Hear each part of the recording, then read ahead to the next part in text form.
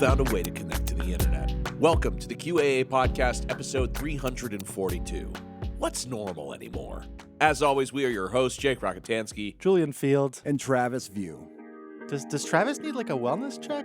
This title is. I think it's a valuable question to explore as things get continually stranger. It's fair. It's a fair question. Yeah, I think our guest today is going to help us explore that a bit because I think there are many excellent reporters who cover extremism and conspiracism. They work for either independently or for established outlets. But I think you'd actually be pretty hard pressed to find a reporter in this field more seasoned or better traveled than our guest today, Will Carless. Will Carless is an award-winning national correspondent for USA Today, and before joining that paper, he reported on hate and extremism for Reveal at the Center for Investigative Reporting. He served as head of investigations at the nonprofit newsroom Voice of San Diego, and he worked as a foreign correspondent for Public Radio International/Global Post across South and Central America. Over more than 2 decades in journalism, he has traveled to more than 80 countries, reporting in many of them. His newest project is a video documentary series called Extremely Normal.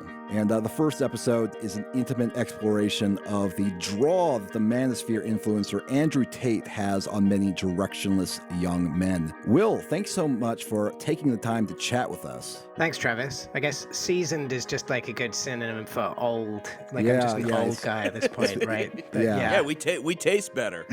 You know it. Yeah. Well, thanks. It's great. It's great to be on again. I'm a huge fan of the show, and I always enjoy talking to you guys. Yeah. This is like, I always enjoy your reporting and the way you really get into the weeds on a lot of these topics. So I'm really interested in getting your perspective on some news items before we get into your most recent project. The first of all, which is that the storm in some form has arrived. Maybe not quite exactly what QAnon was expecting, but it's like in that direction. Because one of the big fantasies of QAnon is that like all their hated political enemies will suffer serious legal consequences. And by serious, I mean rounded up and sent to Gitmo where they are hanged. It appears that the Trump administration is like kind of trying to make that real by prosecuting former FBI Director James Comey. Mm-hmm. Yeah, I guess they'll start here. They wanted Clinton, up on the scaffolding, but they'll start with Comey and lying to the FBI charge. I'm sure. I think he's starting with people that like nobody really cares that much about. Well, yeah, and like people, it's funny because Comey, if you go back and look at the data, him reopening the investigation into Clinton, days before the election, arguably did more in favor of Donald Trump than anything else did. So he's kind of starting with one of his own, which I don't know. It doesn't seem like the best. Doesn't seem like the first rung of the storm to me. I think what makes it interesting though in this context, in the context of the storm, and I think I messaged you that this morning, didn't I, Travis? I was like, is this the storm starting? And I think what makes it interesting is the fact that this is kind of happening like judicially or kind of largely outside of the kind of prosecutorial system, right? Because I was reading in the Times this morning, I guess, that the career prosecutors at the DOJ were just like, there's no case here, right? And then his hand-picked US attorney was just like, yes, there is. Like, we can find a grand jury, to put a case together. And I think that's what makes it really interesting, as opposed to look, these are minor charges, right? He's not going to go down for a long time, but it's just the fact that there's this kind of parallel prosecution track that Trump is just waving a wand and making happen is what makes this so extraordinary, right? Yeah, opening prosecutions, it's like just opening your VPN before you surf the internet. I think like presidents will just kind of establish a few prosecutions before they get going in the future. I mean, why not, right? I mean, I used to live in Brazil, and that's kind of what happens in Brazil. It's like whatever president isn't in power is in prison, right? That's kind of how it works. Everyone gets to take turns. I mean, I do think all politicians should do a prison stint if they want to be in charge of anything. Yeah, I agree. Wait. This is going to backfire because I think that's what happened with Hitler. Okay, I'll take it back. No comment. Well, it's an indictment, right? It's something that they can hang there. I mean, I was looking in and checking on all of the old Spygate Spygate/QAnon influencers, and they are like digging into their closets and finding all of their old Spygate gear and, putting it into the washing machine and getting it nice and shiny. I think that's where we're going to go, that no matter what comes of this, at the very least, and we've seen Trump do this, before, is just getting people, just getting something to talk about. Whatever happens to Comey is kind of irrelevant. This will still be milked and used as, the first domino is falling. Yeah, it's just part of this overall paradigm shift, right? Just we're throwing out the old book, essentially. I mean, and I think it's particularly ironic that this is happening to Comey, right? Because Comey, the report essentially said, like, we probably should charge Trump with some crimes on this, but I'm not going to do that. I'm going to leave that up to Congress. I'm going to leave that at arm's length, right? And boy, I bet he's regretting that at this point. But I mean, here you have Trump essentially doing the absolute opposite, which is like, we don't really have a lot to go on, but we're going to bring charges anyway. It's like the bizarro world version of what was happening. When was that? Like 5 years ago with Comey. Mm-hmm. Well, yeah, they're like so desperate to just play rope-a-dope that I think that they're just, I think Julian's right. That from now on, when, during the debates, the presidential candidates will run on the top 3 people that they'd like to prosecute. That'll be part of policy now. And they just want, they investigated us, so we're going to go and we're going to investigate them. And we're going to, they're going to do this, I think, for everybody. They're going to find whatever they can just to get it in the papers, just to get the headline, just so they can spin a narrative around it. I mean, it seems like a pretty obvious political play. Either that, or it could be just a true anomaly, and the political establishment sort of turns its back on it and says, "Look, this is a disgrace. We shouldn't be doing this," and things go back to normal in 3 years. But your guess is as good as mine. Yeah. Well, they shouldn't have treated Donald Trump as some sort of anomaly to the U.S. system instead of like a natural kind of extension of it, or a natural evolution of like where we were heading in the first place. They were like, oh yeah, suddenly there's going to be a reckoning, even though George Bush had no reckoning.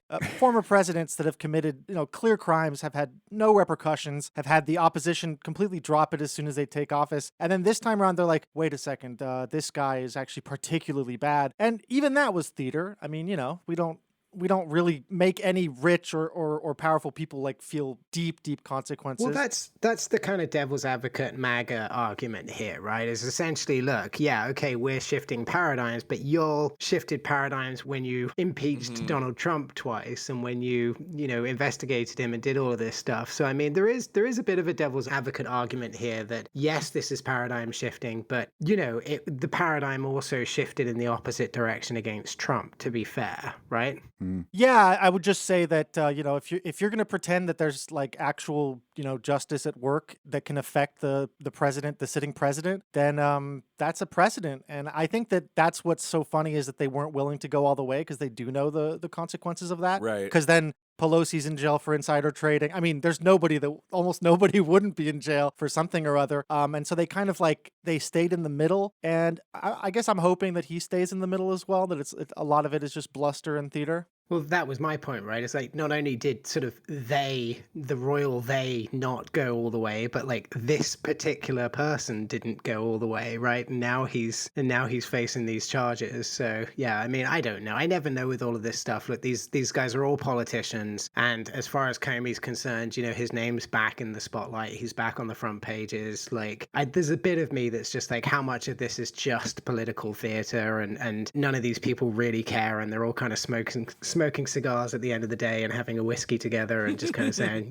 like, we'll charge each other, but it's never going to go anywhere. I don't know. I don't know how serious these charges are, but my understanding is that it's, it's not going to be a huge deal, even if he's found guilty. Yeah. I mean, I just want to congratulate Comey for launching his 2028 presidential campaign. There you go, right? I mean, you got to think about that, right? Yeah, the charges, he got 2 counts, one on making a materially false statement, and there was another on obstructing a congressional proceeding. So prosecutors allege that Comey falsely testified that he did not authorize anyone at the FBI to serve as an anonymous source, and his testimony impeded Congress's oversight work. And then this, like you mentioned, this was like they had to get through a different prosecutor to get this one. So Reuters reported that U.S. Attorney Eric Seibert resigned after expressing doubts about the case and was instead brought by Lindsay Halligan, a former Trump lawyer who was newly appointed as U.S. Attorney, who personally took the case to a grand jury, which is an unusual step for a top prosecutor. And apparently she has never actually prosecuted a case herself. So my 2 thoughts on this is like, number one, it is kind of like weak sauce compared to, I guess, what the more deranged kind of like QAnon people are expecting. You know, it's not treason. It's not human trafficking. It's a couple of, procedural kind of charges. Not yet. Not yet. Maybe we'll see if they keep asking. Well, they tried to bring a third count about another alleged false statement, but even the grand jury wasn't impressed by this, so it wasn't indicted for that. So I feel like they struggled to get even these 2. And, you know, it's like the maximum sentence for both of them would be about 5 years, and like no one gets the maximum sentence. And even if they do get some sort of sentence, no one serves whatever sentence that the judge says. And the other thing is that I can imagine how this will backfire. It's like, if this case is as so weak that they can't even get a prosecution, well, doesn't that make the Trump DOJ look pretty impotent that they brought a fairly weak case to the courts and they couldn't get it to the finish line? Well, I don't think it matters anymore. No. I think that no matter where this case ends up going, the people on the right will say the deep state came in and saved him, or they kept him on. You know, there will be a nefarious actor who came in, and if the charges spiral and, oh my gosh, wait, it looks like he actually did do some bad stuff that's worth looking into. You know, the liberals will say like, oh, this is a political What I guess I'm trying to say is none of this will have any impact whatsoever on where people's minds are at, what they believe. That whatever happens, the facts will be nicely siphoned into like two mainstream columns and then a handful of like fringe beliefs on the outside of what's really going on. We've seen this with every single other political prosecution, really. I mean, going back to the Mueller report, so many people thought this was going to lend, they were wringing their hands about perp walks and Trump in the orange jumpsuit and all of this stuff. And when it didn't end up having any real material consequences, people just decided that what Mueller set out to prove was real and true, and Trump's corrupt and escaped punishment. It's just has Jake answered your question yet, Travis? Yeah. Have I? Does anything Come on, matter anymore? let Will maybe. It's all theater. It's all a win-win anyway, as far as Trump is concerned, because you're not talking about Epstein anymore, right? It's like whether he's found guilty, how the trial goes, whatever it goes, it's all diverting attention from the Epstein scandal, right? So it's in pure sort of optics, political optics, like it's a win-win however it works, right? Yeah, I suppose so. I don't know. I think it's funny, Travis, that you are like thinking about whether the DOJ will lose its reputation, because I think that like the institution's reputations are like deeply in the shitter, like no matter what. I think that horse is bolted, right? I mean, you mentioned the prosecutor who resigned. I mean, we also have. I mean, how many people have we had who have either been kicked out of or have left the FBI or the DOJ in disgust and have then gone and either leaked stories, whether it's the big scoop last week about the immigration czar, I'm blanking on his name, but Homan. Yes, Homan, or the whistleblower from the DOJ who was just so disgusted at what they were doing with the immigration cases and flying people out of the country. Like, I mean, I don't know. I mean, that to me is the bigger story here. Whether Comey ends up sort of going to some holiday camp for a year or so on some charges and then uses that as a springboard for his election is kind of minor compared to like the wholesale just attrition and dismantling of our federal judicial system, our federal system of prosecution and investigation. It's just like that sort of stuff is what scares. As an extremism reporter, as someone who studies the really bad guys and the really bad people who are out there doing bad things, just what I'm so worried about is all the attention is being, and all the institutional knowledge and just kind of focus of these major federal agencies is just being either lost by attrition or just focused elsewhere. And that's what kind of scares me. I mean, I'm really not worried about the DOJ losing credibility as much as I was thinking about Trump's base being frustrated with Trump. If they feel like he has all the cards, he feels like he has everything he needs to like really prosecute his political enemies, and he can't even secure a conviction. I don't know. That'll allow Comey to really more credibly claim that this is all a political prosecution and springboard into greater publicity if that's what he wants. Do you genuinely think that'll change anybody's mind, though? Yeah, probably not. Yeah, it might make people slightly more like black-pilled, but I mean, what other option do they have? And are they going to switch sides? No, not a chance. Yeah, maybe black pill is probably the route they go. Well, and also look at like Trump's first term. Like he essentially ran on, I'm going to throw Hillary Clinton in jail. He didn't do anything. He didn't put anybody in jail. The slogan was literally lock her up, right? I mean, that was the slogan. Yeah. That was the slogan. And he so failed in that there had to be like an anonymous, 4chan poster that was like, don't worry, everybody who voted for lock her up. Lock her up actually is happening. Trust us, behind the scenes, any minute now. It's like he drew that out for 4 years. They'll find another way. It's, I think that Comey escaping conviction and then doing like another book tour and potentially announcing a presidential run, like they'll be like, this was always the plan, because once Comey is president, then he really is subject to, he really can be taken down in a way that will really make it's too easy to just like write our way out of this. I guess like, if I'm like a television script writer.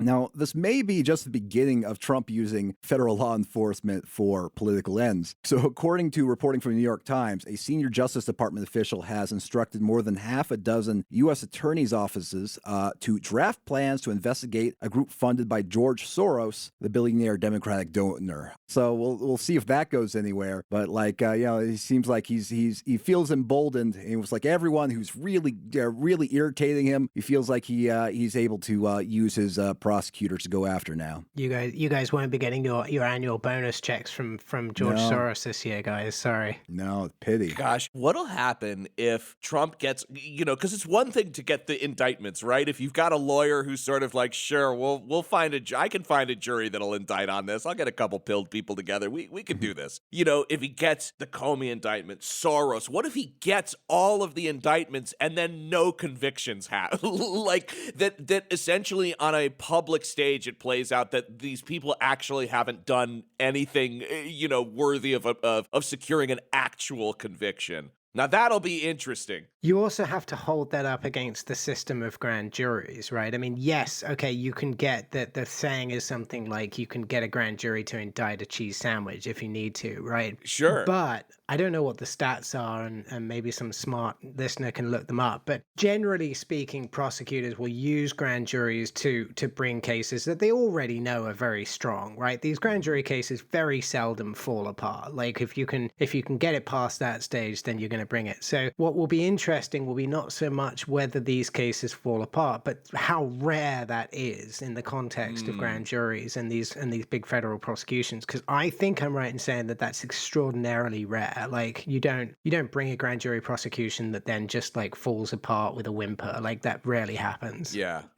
Will, I also wanted to ask you about Trump using an executive order to declare Antifa a domestic terrorist organization. Now, I've read that such a declaration is essentially legally meaningless. There's no federal statute to make a designation. But, we're in a strange time, legally speaking, where the letter of law and like how the law is practiced are diverging. Right. So, I mean, this is how the executive order reads in part. All relevant executive departments and agencies shall utilize all applicable authorities to investigate, disrupt, and dismantle any and all illegal operations, especially those involving terrorist actions conducted by Antifa or any person claiming to act on behalf of Antifa. Oh, well, that's bad news for all the crisis actors. Or for which Antifa or any person claiming to act on behalf of Antifa provided material support, including necessary investigatory and prosecutorial actions against those who fund such operations. Well, it's interesting that we're having this discussion after the previous one, right? Because as you mentioned, Travis, like legally, in a purely black letter law sense, declaring Antifa a terrorist organization doesn't mean anything. We don't have a domestic terrorism statute. Ironically, a lot of people on the left after January 6th and before January 6th, when we had all the shootings coming from the far right, were saying we desperately need a domestic terrorism law. We need a statute so that we can charge these people with domestic terrorism. And some more sort of seasoned people out there were saying, well, hold on a minute, because if someone like Trump gets back in, they can declare Antifa terrorists and then they'll start putting people in prison. So I think Antifa kind of dodged a bullet there, that there was no law passed. But to answer your question, this is in the context of what we were just talking about, right? Look, Trump at this point controls the DOJ and controls the FBI. He has his top lieutenants in charge of the FBI. He is installing whoever he wants and getting rid of who he doesn't want at the DOJ. And so the mere kind of laser focus in on Antifa, it doesn't matter legally, but it matters enormously procedurally. It matters enormously in terms of who the FBI and DOJ are going to go after. And they've been given a very, very clear signal. We want you to go after people like the Soros Foundation, and we want you to go after anti-fascists, like violent anti-fascists around the country. And so, every FBI office in every major city, every DOJ, every US attorney around the country's literally got the memo, right? That's the memo, like go after these people. And I actually covered a case in San Diego a couple of years ago that was very precedent setting in this, which was a big case against, we called them the San Diego 11. And this was 11 anti-fascists. I think I was maybe on the show talking about it a couple of years ago. And that was precedent setting because it was the first time that anti-fascists have been charged kind of like a gang, right? They've been charged with conspiracy to commit riot. And the prosecutors in that case, it was a local prosecution, but it was successful. And so that set a blueprint that I'm sure federal prosecutors around the country are looking at. That's what I think is the real impact of this, is going to be the changing focus of like federal law enforcement. Well, and just their idea of Antifa is essentially people of color in like black sweatshirts. You know what I mean? Like they're just, I think they're just going to use it to go after, more people that Antifa or not, they want off the streets, It's I mean, the original like meaning of terrorism in terms of how it modifies how the government and the agencies can treat you. It's just a suspension of your civil rights, essentially. So it's, obviously like we should have maybe fought harder when this was put in place, but we've already kind of defined by law that terrorists are not really full human beings. I think we should have done a lot of things, maybe. I think the analogy here would be post 9/11 law enforcement focus on Islamist terrorism and the overreaches that happened post 9/11. What you saw is like awful human rights and civil rights violations against the Muslim community in this country because federal law enforcement got the memo, we want you to put radical Muslims in jail. Like that was the memo that went out. And so every investigator, every prosecutor in the country, that's what they were focused on. And that's why they, sent spies into mosques in New York and places like that, and ended up running a whole bunch of very dodgy sting operations against young Muslim men and kind of, selling them weapons and selling them explosives and stuff. I think that's what we're going to see against sort of anti-fascists in this country, is like this. It's not so much like, look, I've faced down and had my own kind of run-ins with like violent anti-fascists, and like they can be pretty scary people. Like there are some pretty scary like Antifa out there, but they're a very small proportion of what you can call the anti-fascist movement, right? And so what I'm interested in is like, do they just go after the people who are legitimately out there trying to kind of foment revolution and sort of enact actual anarchism, or are they going to go after kind of grandmas and 17-year-olds who like have read read too much Karl Marx. Like that's going to be the interesting thing. I mean, I think they're going to continue to entrap teenagers. They're just going to switch to like trans teenagers, and then we're good to go. They'll basically do plot the crime up until the point where the crime has to be done, and then they'll, arrest them and be like, we saved the world from another thing that we planned, another thing we convinced a 17-year-old to do. But then not to get too meta about it, but I mean, if you we mentioned grand juries, we've mentioned just then like stings. Like, is the problem that the focus is currently on these like leftist like activists, or is the problem that we have these sort of fundamentally very like dark and secretive systems of like putting people in prison, which often involve essentially like scamming them and essentially like doing a sting operation against them or enacting a very secretive grand jury that nobody ever gets to see and no one ever gets to look inside that process. Like, I think that's the bigger question here, right? Mm-hmm. Like, is the focus the problem, or is it the system, the way that we do this, the problem? Well, and in addition to these secret processes of law enforcement and how they will abuse this new directive, I'm also worried that you're going to have like a bunch of George Zimmermans, who are like out on the street and they see some kids in black hoodies or whatever, and they're like, it's like I'm also worried against the guys who want to take the law into their own hands and whatever they think is they think they've got a directive now as well, even though they're not law enforcement or they're former law enforcement or they're friends with people who are in law enforcement. So I think there's like a whole, even another layer to this that's also very, worrisome. I think I'm going to say something that might get me in trouble here, and I hope it doesn't, because I think that, I want to say that this is predicated on 10 years of covering extremism, but my general kind of understanding of the far left versus the far right is that the far left tend to be, and when I talk about the far left, I mean the extremist far left, like true, anarchists and true like anti-fascist like agitators, and they tend to be very smart people. They're university educated. They tend to be like higher socioeconomic, from a higher socioeconomic background. They're pretty smart people, and as such, they know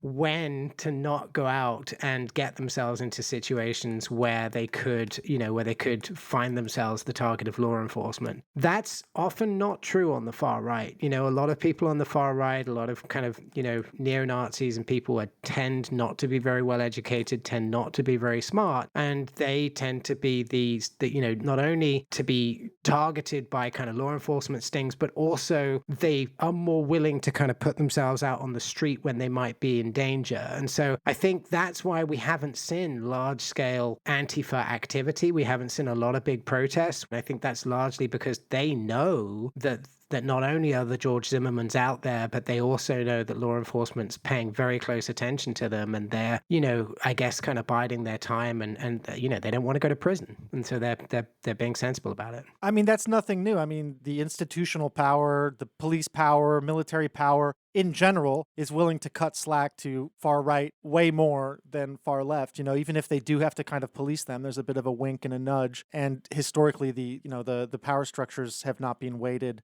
to help the left or give them a benefit of the doubt. So yeah, I think it makes sense. I think it makes sense that the right have not learned the skills of being subtle because they kind of know they can mostly get away with it. They don't really need to. I think that I can objectively as a journalist say that. I think I can say, look, I mean, the FBI is a very conservative organization. It always has been, and I mean, there was that famous memo in the wake of the January 6th prosecutions where a lot of FBI agents were saying, it was like the secret letter where a lot of the FBI agents signed on saying like, we think that these prosecutions, are overreaching and stuff like that. And it's like, that's all you need to know about, like, they didn't want to prosecute, or a lot of people in federal law enforcement were reticent to prosecute Jan 6ers because, they agreed with them essentially, right? Or they didn't think they were that bad. Yeah, I mean, there's like, if the roles were reversed, even if it was just like a group of people who call themselves Antifa and they, let's say, and this is totally,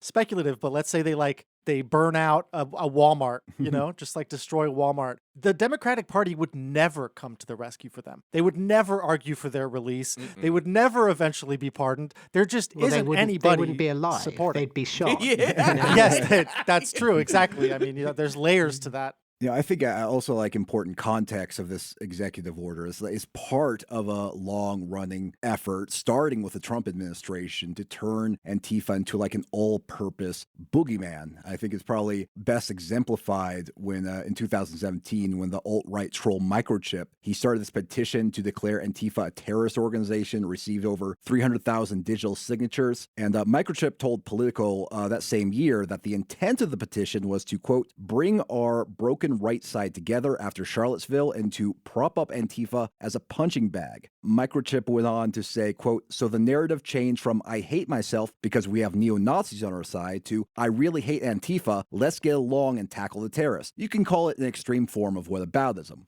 So I think that's really the real broad. It's not based upon a real sophisticated understanding of like, a political organizing on the, on the grassroots level. It's based upon this, basically. That's the Enrique Tarrio school of thought. Yeah. That's his, the head of the Proud Boys. That's what the Proud Boys are all about. They're like, we're not white supremacists. We're not like misogynists. We just hate Antifa because they're the real terrorists, right? That's a kind of a 2023 kind of, sort of argument that you heard all the time. I think we should talk about the trans issue too, right? I mean, we should talk about the FBI. You guys read about the FBI kind of starting to call trans terrorism like nihilistic terrorism, which is like just an extraordinary step. Like when there was the Minneapolis shooting a month ago, a shooting that was actually committed by a trans person, right? I wrote a story saying, yes, this was a shooting done by a trans person, but this is an anomaly, and this is like,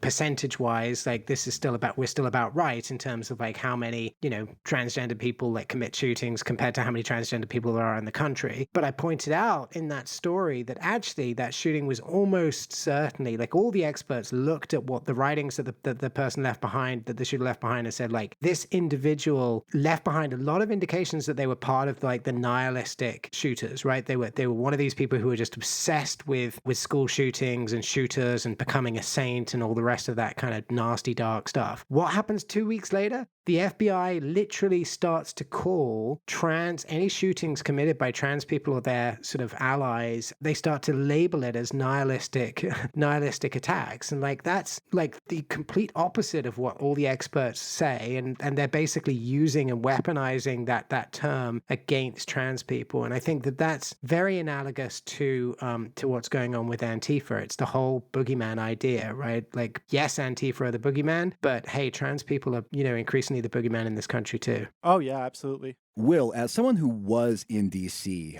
For January 6th, I'm also curious about your perspective about the recent push to rewrite the narrative about those events. Oh, man. Yeah, so House members voted to officially establish a new panel to investigate the events around January 6th. It will fall under the purview of the House Judiciary Committee and be chaired by Representative Barry Loudermilk. So the goal seems to be to exonerate Trump and the right generally for the events of that day. I think the sentiment is best summed up by a recent tweet from Marjorie Taylor Greene, which said this. J6 was a Fedsurrection. I said it on January 6th while it was happening. MAGA doesn't do things like that. We don't riot. We don't loot. We are not the party of violence. The left is. I mean, that's an airtight argument. My side is good and pure and doesn't do bad things. Therefore, whenever it's accused of doing bad things, it was actually the other side. So, like, Will, what do you make of this, this attempt to, like, frame January 6th as, like, a plot by corrupt elements of the Trump government, and the right had nothing to do with it? I mean, I'm only amazed that, like, the head of that, whoever's doing that organization, that new investigation, that they didn't put Tucker Carlson in charge. Like, I mean, that's what I'm really surprised at. I mean, I don't know. Like, are you going to change anyone's mind in this? Like if you can all go, anyone who wants to can go watch the videos of what happened. Like I was there, I watched it happen, like it was very violent. It was very scary. It was like it was all the things that the videos clearly show that it was. But I think, that Marjorie Taylor Greene tweet's very interesting. I think, and again, not to kind of get too like meta and big brain on this, but I think the fundamental problem here is our political political lexicon, right? We still talk about things in these kind of stark, left versus right ways. And I think that the reality is that most of MAGA don't consider themselves on the right. Like, they consider themselves in this kind of, in this sort of like magnetic field that, between the two ends of the political horseshoe, right? And so when you hear people say like that, the reason that people find it so hard to understand that, like, that largely it was conservatives and people on the right who committed these acts on January 6th is just because they don't self-identify as that. They see themselves as this sort of like almost like liberals, right? Almost like liberals in a classic sense. But look, to answer your question, January 6th was a terrifying, violent, awful display of like, thuggery. Like, there's no question. I was there, I watched it happen, and any attempt, I mean, there've been 5 years worth or 4 years worth of attempts to try and whitewash it, and this is just another one of those. Yeah, to me, this feels like, I feel like in the minds of conservatives or MAGA, like, it's already been whitewashed, like they already believe it was these inside actors that prompted people to do bad things and that it was peaceful gathering, but there were these inside infiltrators. I think they just want like official language of that. It's like not enough to know it in their soul. They need like a government, some sort of like government investigation to label it as such. In the same thing that they're doing with Comey, where it's like, okay, well, now he's really indicted. Like, of course they thought he was a criminal and deserved to be prosecuted, from day one. But I think now they just want it to come from some kind of quote unquote official source so they can point to that and say, see, we were right all along. Yeah. Then they'll feel just as empty as they felt before. And they'll feel just as empty as they did before. Exactly. I'm not sure you're quite right on that. And what I want to couch this, like you said that you think that MAGA needs that. I don't think that they do. I think the people that need that are the people who are in the middle, the people who aren't quite, they're not fully red-pilled, they're not fully MAGA, they're still on the fence. It's the swing voters. Like, this investigation, this kind of official, this sort of like putting an official seal on the whitewash, just to mix metaphors, is aimed at the swing voters. It's aimed at the people who aren't quite decided on it and who frankly can't be bothered to go do the research themselves and want to be told which way to believe. Like, they want to give that sliver of the population, that vitally important sliver of the voting public, like, they want to carve off a few more of those and make sure that they're convinced of that version of events too. Like, MAGA's already convinced. They already know. Like, they already know what they feel about January 6th, and it's not true. Yeah. Now I want to talk about, your new investigative series, Extremely Normal, which very intriguing, very on the ground. It seems like you got a great team behind you. So this is new for USA Today. So what are your goals for this series? Yeah, it's really exciting. So a few months ago, I went to my editors and I said, look, I think we're looking at something different when we think about extremism in this country. I don't think that we can continue to kind of really sort of talk about this in the same way. We need to be like a little smarter about it. And so we came up with this concept of Extremely Normal. And essentially what this is it's a series of short documentaries that are going to examine different ideologies, movements, individuals that were once considered extremists, were once on the very fringes of American politics and are now firmly on the mainstream. So that's the idea. We want to look at movements that are either on that arc or that have made that arc, and we want to examine kind of how that happened and how did these things that were once either conspiracy theories or just like fringe ideologies that very few people believed, how did they get to running the country essentially and to dominating the political discourse? And that's the goal of Extremely Normal. And yeah, as you mentioned, our first episode looked at the manosphere and toxic masculinity and misogyny, and just how I think that's a perfect example of something that would have been pretty abhorrent and fringed like not that long ago, and now it's like most of our like neighbors' kids are into this stuff, and it's a very real thing. And so that's what we looked at in our first episode. Well, when you're sitting in the fighting gym and you go, now how many of you guys like look up to Andrew or you follow Andrew? I can't remember exactly what your question was, but basically everybody in the room kind of raises their hand that it's a very normal thing. And this is despite there's in the doc there's this young woman who's also in the class, and she gets up to speak and says, hey, I'm noticing that my students' behavior towards girls in the class is shifting, once they've sort of like found this, particular influencer. And still, at the end of the movie, the guy who runs the dojo is like, no, I think he's like a misunderstood guy. And these don't seem like violent, awful people. They mostly seem like shy kids that are looking for community. They're looking to, they're looking for discipline. I really loved and was also so saddened at how non-rigid our political beliefs, and especially in young people, have become, that there isn't necessarily an archetype anymore or a stereotype that you can point to and say, this type of person believes this type of thing, and this is how it's going. Yeah, it's a good example of this stuff just kind of seeping out into the soup of popular culture. Yeah, it's the number of times I would kind of describe this project to like friends or acquaintances, and they'd say, "Come on, like nobody really like respects Andrew Tate. Like they all think he's an idiot." And I'd say, like, no, that's very much not the case. Like that is, you have to go out there and you have to talk to people. And for this project, I spent a long time kind of going around to different MMA gyms, like all over Southern California, just like trying to find, or just like talking to people and trying to find the perfect kind of group of people who could tell this story. And as I say in the documentary, like these young men that I talked to, the whole time I was kind of expecting to find these like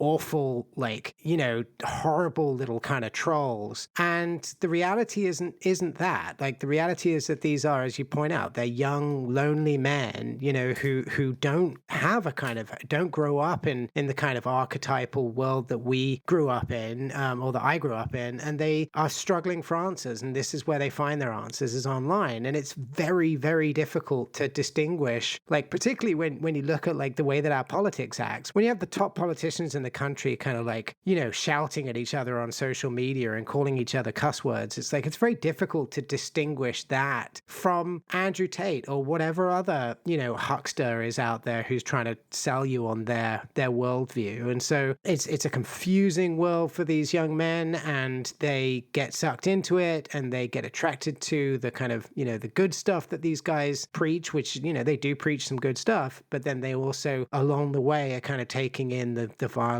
vitriol and the misogyny and everything else. And it's depressing. It's kind of scary. And I think every parent of young boys needs to know about it. And that's the point of the piece. There was a really sort of like troubling bit where you played a clip from one of Andrew Tate's interviews at some point during the episode, and he's kind of bragging about like, yes, I am a misogynist, and like, yes, of course I'm a sexist. And it really struck me as an attempt to sort of redefine these terms, and especially for like young people, to look at the word like misogynist or to look at, sexist and to say like, oh, that's like an old term that like used to be used to shame people, but like we've evolved out of that and we're taking that back. Like really frightened me. Yeah. There's a lot going on there. There's a couple of analogies there to kind of other worlds in extremism, right? I mean, this is very analogous to white supremacists going from, and neo-Nazis going from talking about how, people of color are kind of inferior and everything else, to like talking about white heritage and white culture and the need to protect white culture, kind of moving into the Patriot Front kind of model of like, this is the way we need to talk about race, is no longer in terms of denigrating other races. It's in terms of like, protecting our own race. And it's like, no, it's just racism, like dressed up in a different way. And that's what Tate's very good at. He's very good at Tate and these others are very good at saying like, we don't hate women. Like we just love men, we're not anti women, we're just anti like violent feminism or whatever it is, and it's just a reframing of the same old kind of tropes and hate and everything else. And then in the same breath they'll kind of make jokes about how like, oh, I'm never going to let a woman kind of drive my car and stuff like that, and women can't be trusted. And it's like, guys, you're not I was about to say you're not fooling anybody, but of course they are fooling millions of people. And they're certainly not going to get any more frequent dates. If you tell a woman that you don't think she's fit to drive a car, Yeah, it's probably not going to go. You might continue to be very lonely. You would hope so. Yeah, I have a clip from your first entry in this documentary series here. When I first learned there were a bunch of Andrew Tate fans at Batisse's gym, I expected to find a group of monsters. I thought they'd be ranting sexism, frothing about how much they hate women. But that's not what I found. We have a lot of pressure on us to be successful, and that comes from anywhere, especially social media. You're seeing rappers, musicians, you're seeing actors, all these people with a lot of money that we don't have. And Andrew Tate steps into that a little bit and gives some guidance. Well, yeah, he does. He just gives people hope, like as far as men go. There's not a lot of good male role models out there, and I'm not saying he's the best person to look up to, but if you're picking and choosing things, there is a lot more good than bad that you could take. Wait, there's so many good male role models out there. What is he talking about? Maybe not in his algorithm. Yeah, I mean, when we tried to we featured one of them in the show. You know, we spend a few minutes like talking to a guy from Detroit, a guy called Jason Wilson, who's like just a remarkable human being. You know, he was awesome. Yeah, he's very cool, and we chose him because he's kind of ultra masculine in a way, but he's also like very thoughtful and very respectful towards women. So the point was, look, if you want to do sit-ups and get a six-pack and like, you know, do martial arts and all the rest of it, like you don't have to also be a misogynist. You can also like, you know, respect women and love women in the way that this guy does. And so he was he's a good role model, and I'd argue there's a lot of guys like him out there too. What I really liked about that first episode there is that you really showed just how like simple and small the entry points into this content is. You know, young men go like, well, yeah, I want to get a little more fit. Yeah, I want to make more money, and maybe you just find them like kind of funny. And those are like such easy ways to kind of like fall into the content, and then it ramps up into more extreme misogyny. Not only more extreme misogyny, but other forms of extremism too. So we interviewed an academic by the name of Cynthia Miller Idris, who's just written a book called Man Up. And we don't get into it that much in this. I think we mentioned it a little bit, but, you know, in kind of 17 minutes of a documentary, we couldn't get into everything. But one of the things that she studied very closely is how, you know, that sort of thin end of the wedge, that not only are you kind of being sucked into the algorithm and looking at this, and then you get into kind of more misogynistic content, but like there's a very clear through line from misogyny into white supremacy, into anti-Semitism, into other forms of like hate and extremism. And that's what Cynthia's book like goes very into that. You know, there isn't a mass shooter out there, really. There are very, very few mass shooters out there who didn't have a history of misogyny and violent misogyny against women. Like the correlation is extraordinary, and they all found their way. Not they all, but like the vast majority of them, you know, have come down that path to extremism, and that's another element of why we need to take this, you know, very seriously as a society. Yeah, what kind of amazes me is, you know, a lot of people are shocked by like the language that Andrew Tate uses, but if you go beyond like the facade of, you know, kind of like liberal interpretation of what capitalism can yield, right? A free world where we're all equal and, you know, everything is according to your, you know, the meritocracy is real. But if you look at the actual like way the system is working, it is essentially the way that Andrew Tate says it. That's why they think he's such a truth sayer. It's like, what is essentially the value of the way we organize society? More money, you're better. Mm-hmm. If you have money, you can get women. You know, I think that violence, you know, and don't let anybody humiliate you, you know, because we're all in a competition with each other. There's no communal project. So it's always kind of amazing to me, just like Donald Trump is an avatar of our era, I think Andrew Tate is as well. And sometimes people confuse the cult of personality around someone like that with a genuine trend that happens when, you know, the kind of official narrative of where we're heading with this system,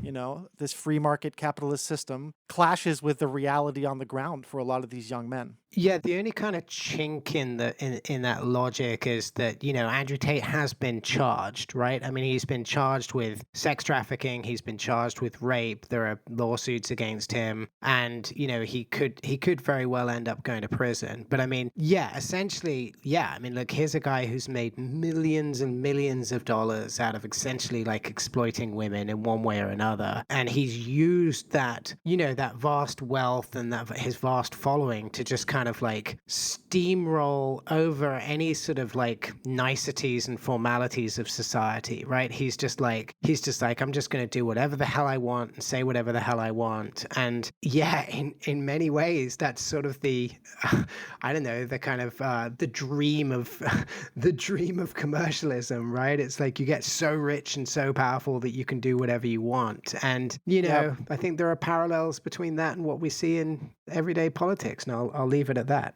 Yeah, there's definitely, you know, that contradiction of like seeing Trump up there and thinking of him as an anti-establishment figure when he's, you know, like very much a product of like capital accretion and all of these trends. And that's obviously like something that, you know, kind of applies to Tate as well. But I mean, is Tate wrong that women in general are treated as a product, especially sexually, and that they're consistently objectified, that they're consistently tied with a high status as a person in society? I mean, that's what I find so tricky about some of these figures, is that they've read the writing on the wall. They're just reading you the writing on the wall. Like that's what Trump fucking made his whole thing. You know, he's like, well, yeah, I'm one of them. I'm obviously like a silver spoon, you know, like rich, credit fiend, you know, just kind of like endless wealth. Doesn't really matter what I do. I'll always get away with it. And he just turned to the camera and finally said what a lot of politicians weren't saying, which is like, all these people are crooked.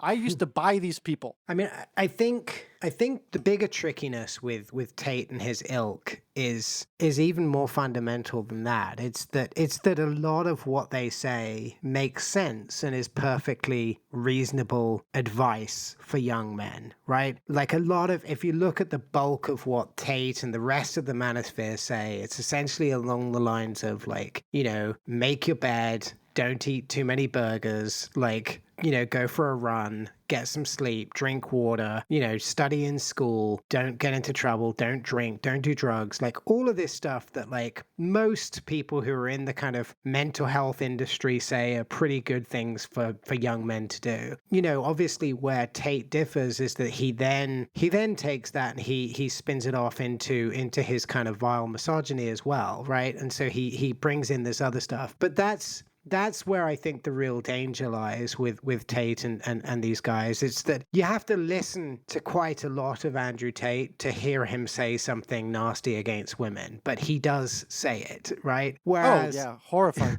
Yeah, whereas obviously, like, you can get all of that advice and not get the nasty stuff as well. Like, and I think that's the main point of our piece, and the main point of like having Jason Wilson in there and just kind of offering some advice to parents is, it's like, look, here's what your kids are going to say. They're going to come back and they're going to say, but you know, he's just telling me all this good stuff. And it's like, yeah, but is he? Is that all he's saying? Because it's not. He's also saying these other things. And, you know, he accused us and other people accused us of like just cherry picking his statement. It's like, well, yeah, I mean, okay, we kind of did, but you did say them, you know, like, and that's our job, is to point out like the controversial stuff that you're saying, because it comes along, it's all part of the package. It comes along with everything else. And when you're 12 or 13 years old or younger watching this, like, you can't differentiate between those two things. It's all kind of part and parcel of the same messaging, right? And that's what's so scary about it. Yeah. Yeah, and he'll always be put, you know, forward in the algorithm before somebody who's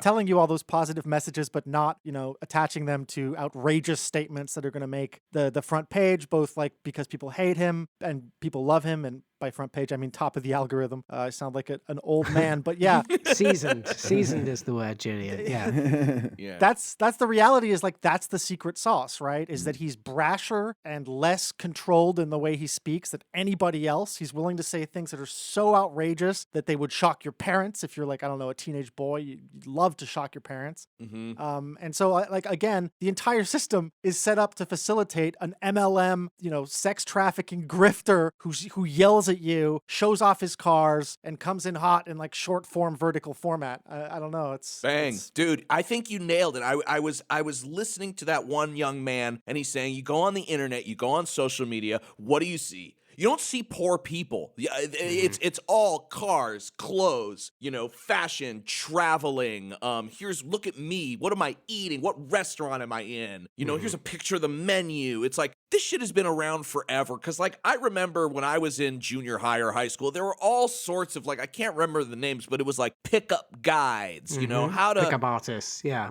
Yeah, like how to trick women into liking you. And literally the advice base of all of these, because of course, as like a non-athletic, like somewhat, not like super masculine boy, I was like very worried about, how was I ever going to get a girlfriend? I looked into some of these things and they all dealt with treating women badly. They all dealt with treating women and viewing women as someone easy to manipulate if you have the right technique.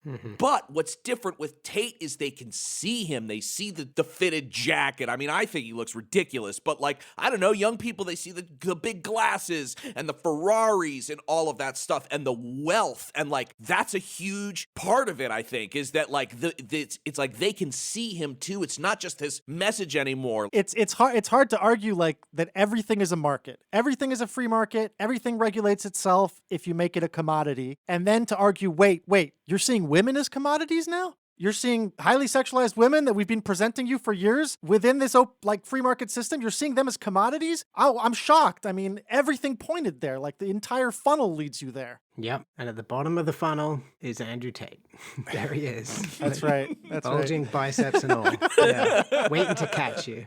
Yeah, with multiple human trafficking charges. Like, you've got to ask yourself why, consistently in the last, couple decades, the most cynical fuckers on Earth are getting ahead real well. Like, surprisingly well. Like, shockingly well. Well, I would counter that and say, for every Andrew Tate, there's 1,000 or 10,000, sad little hucksters getting nowhere. You know what I mean? Like, sure. That's how MLMs work, though, Well, yeah, but I mean, Andrew Tate's also sort of a product of his own. He's kind of a self-fulfilling prophecy, right? I mean, he kind of got rich first and then got famous later. And if you look at how he got rich, it's like very, very dodgy and very sketchy. And he's now probably going to go to prison for it. So it's like, I guess I'm just trying to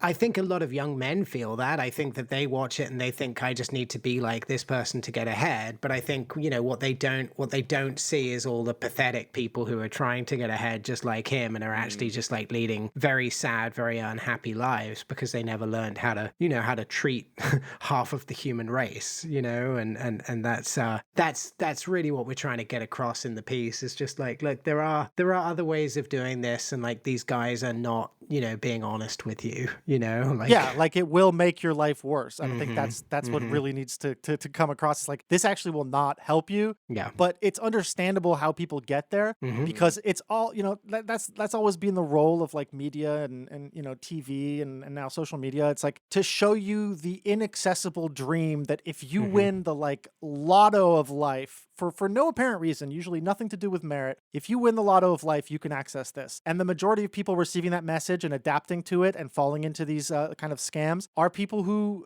think like, I'm just as Steinbeck said, a temporarily embarrassed millionaire. Like I'm about to, people are about to recognize that I'm actually really unique and cool. So the process of individualization, and the process of selling the American dream as it gets thinner and thinner and less likely for the average human being, that's, it all goes together, I think. Yeah. And the misogyny is nothing new. I mean, look, Snoop Dogg was preaching misogyny 25 years ago. You know what I mean? And like, he's still doing pretty well. We've never stopped. And we love Snoop Dogg. Snoop Dogg is hosting all of our events now. Never understood that, by the way. Never understood why, he and other rappers of that era just get a pass for like their, pretty overwhelming misogyny. Like, just that's an aside. But it's like, okay, we're just going to give them a pass, Yeah. It was a different time. Like, whatever. So, Will, what can we look forward to seeing in the future episodes of Extremely Normal? Well, we're currently in production on a show. I think I can talk about it, but I mean, I'm not going to get too into it, but it broadly looks at the Maha world. Obviously, very much in the news these days, Make America Healthy Again, and, kind of vaccine politics and that sort of thing. That's what our next episode is going to be about. We've got a lot of future ideas 4 episodes. One of them would be looking at the rise of not just anti-Semitism, but Holocaust denial specifically as a, like it's now a topic of conversation among young people in this country, right, who are sort of discussing the legitimacy of Holocaust denial. And it's like, well, I thought we'd decided that, it's like apparently not. Like that's now being debated by young people. And another idea we kind of have in the works is to look at the changing nature of discourse online and how what we're kind of phrasing as like rage debate has become the norm. Like these shows where, you have sort of like one liberal against like 20 conservatives, and then it's all aimed towards getting like a 15-second like viral clip of like so-and-so owns so-and-so, and just how that is eroding our human ability to kind of debate and discuss things, and it's just turning people against each other, and how, again, that used to be something that you'd occasionally see on the fringes, and now it's just like that's how people talk to each other at dinner parties about, did you see this, did you see this clip? And that's now our political mainstream. So yeah, wherever it's something that was once extreme and has now become normal, like that's where we're after, that's the sweet spot. And I'd encourage any of your listeners who have good ideas or good topics to hit me up, because I'm all ears. Cool. Fantastic. We'll put a link to that in the show notes. When are new episodes going to be released? I mean, these documentaries take time to produce and to get out, but I mean, we're hoping to get something out in the next 3 weeks to a month is the ideal. Yeah. All right. We'll be on lookout for that. Thanks so much for taking time to speak to us today, Will. Thanks, Will. Thank you, guys. It's always a great conversation. I appreciate it. Yeah, always a fascinating discussion. Thanks for listening to another episode of the QAA podcast. You can go to patreon.com/QAA and subscribe for $5 a month to get a whole second episode every single week, plus access to our entire archive of premium episodes. We've also got a website, that's QAApodcast.com.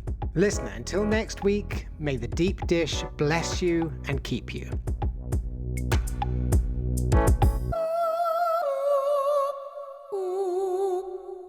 We have auto-cued content based on your preferences.